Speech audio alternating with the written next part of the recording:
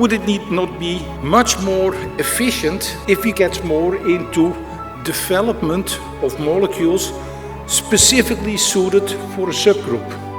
It's an ordeal, but still every day he knows this is probably the best day of his life. And you're actually watching people die. 10 years after therapy, and they are still cancer-free. That's what we need to work on now to bring these therapies to patients globally. You are the innovation. You are the ones that create life. It's necessary. It's a must.